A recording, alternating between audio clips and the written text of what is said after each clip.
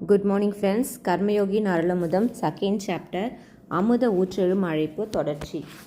பூரண யோகத்திற்கு அஸ்திவாரமாக அமைகிறது என்பதால் இதற்கு அன்னையை நம் ஜீவனுள் அழைப்பதற்கு பெரிய சக்தி ஒன்று என்று தெரிகிறது. ஆர்வத்தை சொல்லால் ஒலிப்பதே அழைப்பு எனப்படும். பக்தியின் திரட்சியமான சக்தி ஜீவனில் குரலாக எழுந்து அன்னையின் சக்தியை நம்முள் சேகரம் செய்து இந்த அழைப்பு உதவுகிறது.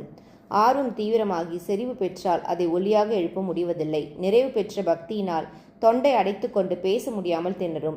ஆர்வம் அதன் உச்சக்கட்டத்திற்கு சென்றவுடன் சொல்லாக எழுந்து குரலாக ஒலித்து அக்னி பிழம்பாக மாறி வானுர ஓங்கி அருளின் அரண்மனை கதவை தட்டி திறக்க சொல்லும்.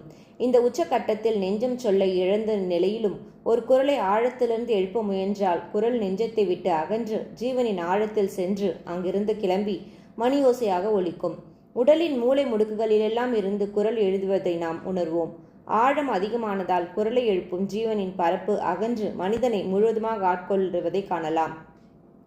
இந்த நிலைக்கு வந்த பக்தனுக்கு சொர்க்கம் பெரியதென்று. ஏனென்றால் தன்னுள் சொர்க்கத்தின் சுகத்தை பெரிதும் உணர்கிறான். அழைப்பின் பலனாக அடைந்த ஆன்மீக பேறு, சித்தி பெற்று வரும் பெருமைப்படும் நிலைகள் என அறிந்து மகிழும் நிலையில் மற்றொரு எண்ணமும் தோன்றுவதுண்டு.